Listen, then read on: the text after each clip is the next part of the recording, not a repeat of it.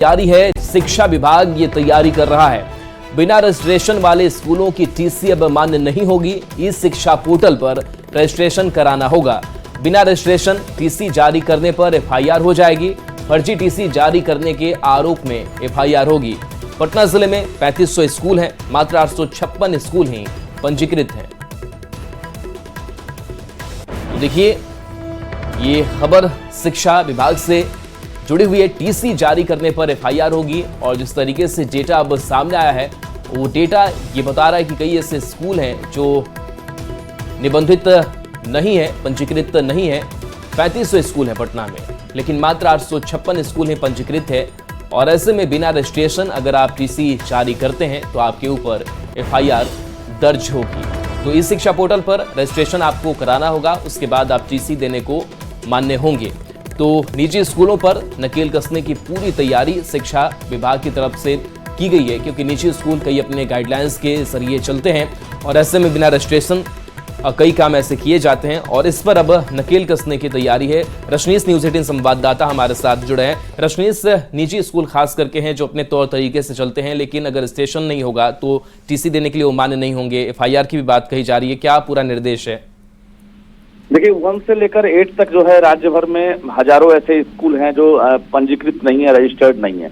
ऐसे में शिक्षा विभाग ने पहले भी अल्टीमेटम दिया था कि ये शिक्षा पोर्टल है शिक्षा विभाग का, जिस पर हर हाल में वैसे स्कूल जो 1 से 8 तक संचालित किए जा रहे हैं वो ये शिक्षा पोर्टल पर जो है पंजीकृत करा लें। लेकिन जो स्कूल है वो कहीं ना कहीं मनमाने तरीके से अब भी बिना किसी रजिस्ट्रेशन के अभी संचालित कर रहा है और यहाँ तक कि जो बच्चे नामांकित हो रहे हैं उन्हें टीसी तक दे रहा। शिक्षा विभाग ने साफ कह दिया है कि अब वैसे स्कूल को जो पंजीकृत नहीं है अगर टीसी जारी करता है तो फर्जी मानते हुए उनके खिलाफ एफआईआर की कार्रवाई होगी। बता दें आपको, पटना जिले में 3500 स्कूल में मात्र 856 स्कूल जो है पंजीकृत हैं और बाकी स्कूल अब भी जो है रजिस्टर्ड नहीं है। तो कहीं ना कहीं बड़ी कार्रवाई होगी और जिस प्रकार से अल्टीमेटम दिया गया है ऐसे में राज्य भर में मॉनिटरिंग भी तेज होगी। राहुल जी, चलिए, शुक्रिया रश्मीस इस अपडेट के लिए आपका।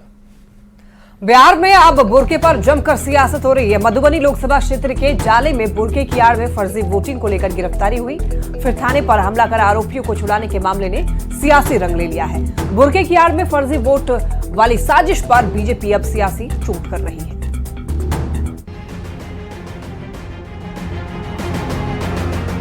मधुबनी लोकसभा सीट पर बुर्के की आड़ में फर्जी वोटिंग के मामले में सियासत की आग भड़क चुकी है।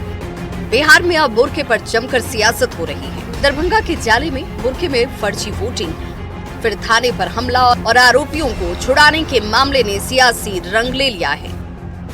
हालांकि पुलिस ने मामले में 2 आरोपी को गिरफ्तार कर लिया है, लेकिन मधुबनी से बीजेपी उम्मीदवार अशोक यादव ने बड़ी मांग कर दी है। अशोक यादव बुर्के पर लगाम लगाने की मांग कर रहे हैं। मांग करते रहे, चुनाव आयोग से मांग करते रहे कि इस पर रोक लगाया जाए, पहचाना जाए, उनको पहचाना जाए। और ये लोग बुर्के के आड़ में सभी चुनाव में और इस चुनाव में विशेषकर जो यहाँ का मधुबनी से जो आरजेडी का प्रत्याशी था, विशेष रूप से प्लानिंग किया गया था कि बुर्के के आड़ में फर्जी मतदान कराओ।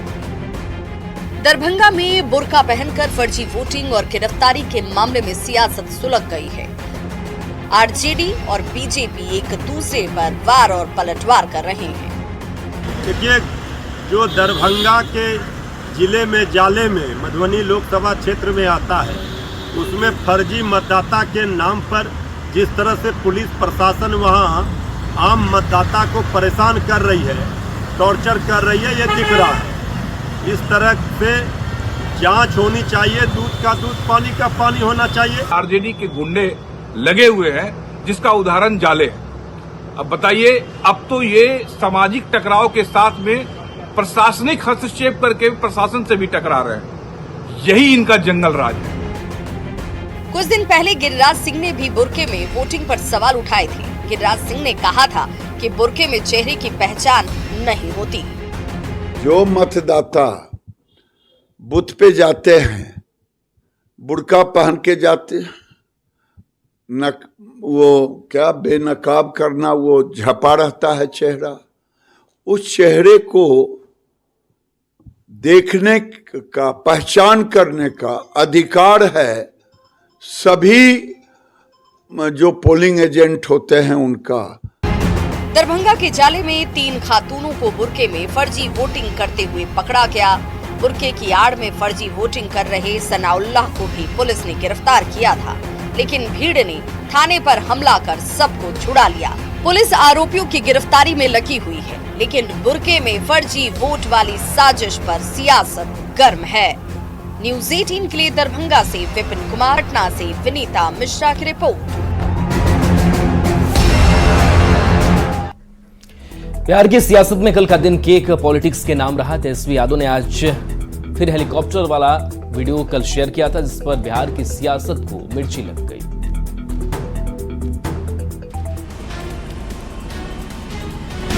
आज आपके लिए हमने सरप्राइज लाया है। पता है किस बात का? कुछ है सरप्राइज? अरे कुछ बताइएगा तब तो। हेलीकॉप्टर में मछली और संतरे के बाद अब तेजस्वी और मुकेश सहनी ने केक खाते हुए वीडियो शेयर किया है। हम लोगों का 200 सभा आज होना है। लोकसभा चुनाव में तेजस्वी यादव ताबड़तोड़ सभाएं कर रहे हैं। तेजस्वी ने जनसभाओं का दोहरा शतक पूरा कर लिया है। इस खास मौके पर मुकेश सहनी ने उन्हें सरप्राइज दिया और हेलीकॉप्टर में केक कटवाया। मुकेश सहनी का तेजस्वी यादव को सरप्राइज दे रहे थे तो ये उनके लिए नया था, क्योंकि मुकेश सहनी इसी के लिए जाने जाते हैं।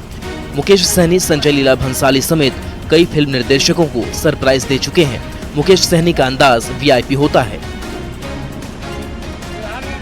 आज केक है और हम लोगों का 200 सभा आज होना है तकरीबन। और आज 205 हो जाएगा पूरा करेंगे तो इसके लिए आज हम लोग जा रहे हैं। लोगों को मिर्ची लगे चीजें। और आप सबको मिर्ची क्यों लगवाते हैं? अभी क्या ये भाईचारा वाला जो है ना, ये लोगों को मिर्ची लगना तय। आप सबको मिर्ची क्यों लगवाते हैं?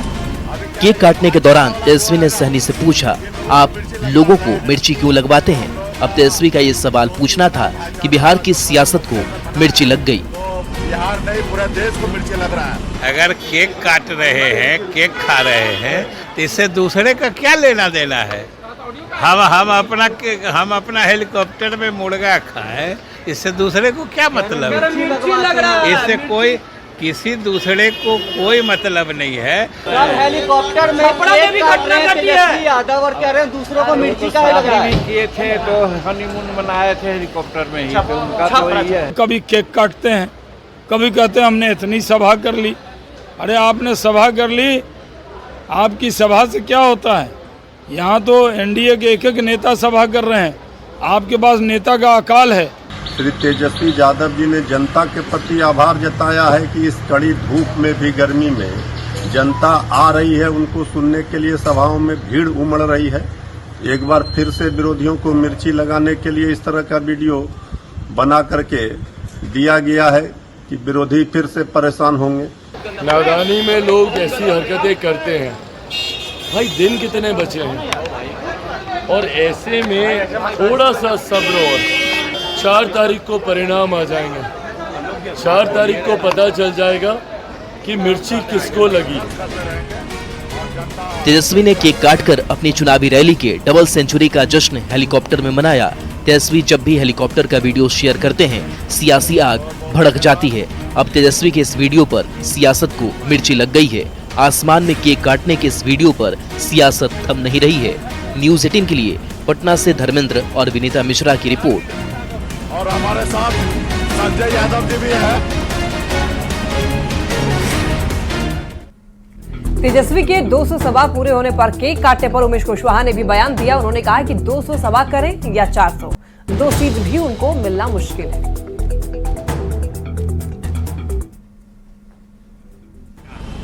कुछ है सरप्राइज? अरे कुछ बताइएगा तब तो। ये क्या है? ये आज केक है।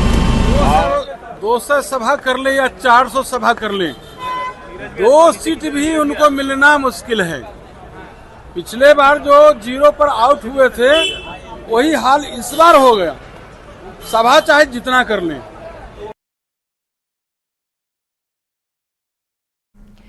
तेजस्वी यादव और मुकेश सहनी के केक काटने पर मंत्री प्रेम कुमार ने निशाना साधा है। उन्होंने कहा कि तेजस्वी यादव 0 पर आउट होने जा रहे हैं।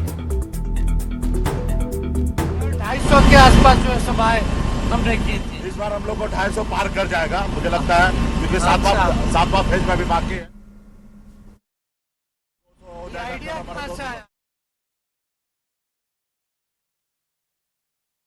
क्यों लगवाते हैं? ये सपना देख रहे हैं, सपना साकार होने वाला नहीं जाकर के है।